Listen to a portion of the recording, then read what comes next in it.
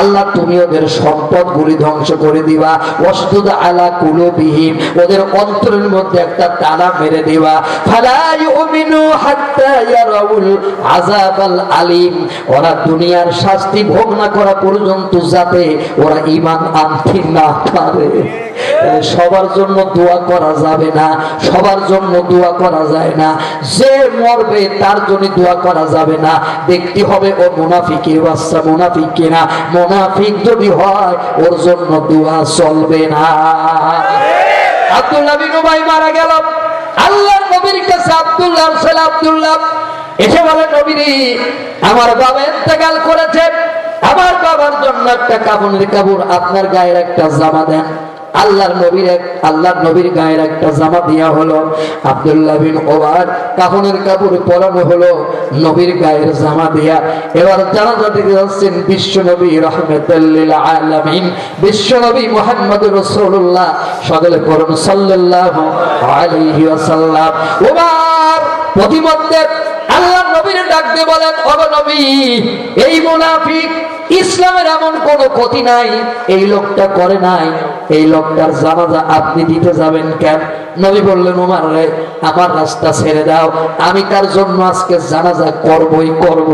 রাসূল বদ্ধপরিকর হলেন জানাজা করার জন্য। কিছু দূরে যাওয়ার পরে আল্লাহ ওহী নাজিল করলেন, ইস্তাগফির লাহুম আও লা তাস্তাগফির লাহুম, নবীরে তুমি যদি তার জন্য দোয়া করো আর নাই করো দুটোই সমান। ইন তাস্তাগফির লাহুম ৭০ মাররা, নবীরে তুমি যদি তার জন্য ৭০ বার দোয়া করো, ফালা ইয়াগফিরাল্লাহু লাহুম, আল্লাহ তারে ক্ষমা করবে না। নবীর মতো মহামানব, নবীর মতো একজন নবী আল্লাহ বলেন, আমা আরসালনাকা ইল্লা রাহমাতাল আলামিন। ওই নবী যদি ৭০ বার দোয়া করলে কবুল না হয়, আমার মতো টুকু ঢুকনে মৌলবী কিয়ামত পর্যন্ত দোয়া করলে কবুল হবে না। আল্লাহ নবী দোয়া করার জন্য এবার দাঁড়িয়ে গেলেন।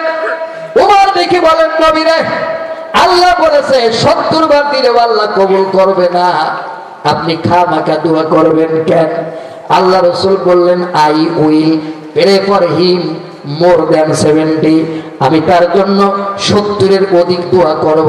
তার মানে আল্লাহ কইছে একবার দিলে কবুল হবে না, আমি ৭১ বার করব, ৭২ বার করব, তারপরও আমি দোয়া করব। আল্লাহ নবী যখন দোয়া করলেন, আল্লাহ ওহী নাযিল করে দিলেন, ওয়ালা তুসাল্লি আলা আহাদিম মিনহুম মাতা আবাদা ওয়ালা তাকুম আলা কবরি, নবীরে এরপরে কোন মুনাফিক যদি মরে যায় ওই মুনাফিকের জানাজা আপনি দেবেন না, ওর কবরের ধারে কাছে আপনি যাবেন না।